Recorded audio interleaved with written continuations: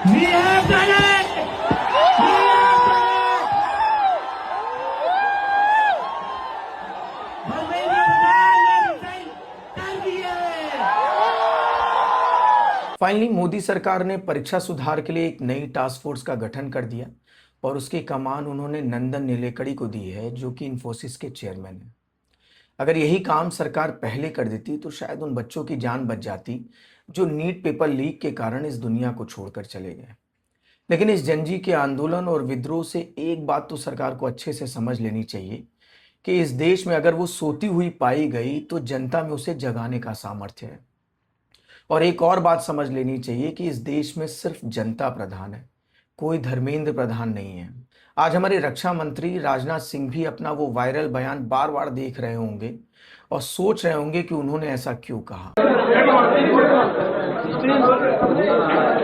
नए नए इसमें मंत्रियों के त्याग पत्र नहीं होते हैं भैया, वो यूपीए गवर्नमेंट नहीं है, एनडीए गवर्नमेंट है।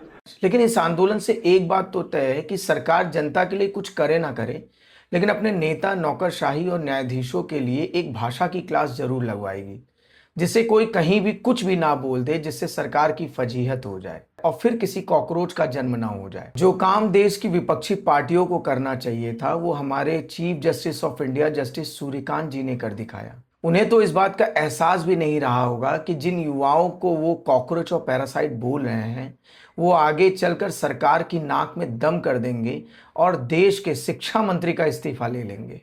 हालांकि 3-4 दिन पहले चीफ जस्टिस ऑफ इंडिया ने जंतर मंतर पर छात्रों पर पुलिस एक्शन के खिलाफ दायर याचिका पर कहा कि उन्हें वीडियो देखने में कोई रुचि नहीं है और उन्हें इसको देखने का समय भी नहीं है, इसलिए हमारा और अपना समय न बर्बाद करें।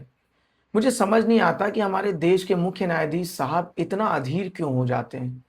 क्या इस बात का विनम्रता से जवाब नहीं दिया जा सकता था कि सुप्रीम कोर्ट में केसेस पेंडिंग है, इसलिए आप इस मुद्दे को किसी और कोर्ट में ले जाएं? खैर, मैं देश की जनता की ओर से देश के नेता, न्यायाधीशों और नौकरशाहों से ये एक विनम्र विनती करता हूं कि देश की जनता का सम्मान करें, उनका अपमान नहीं।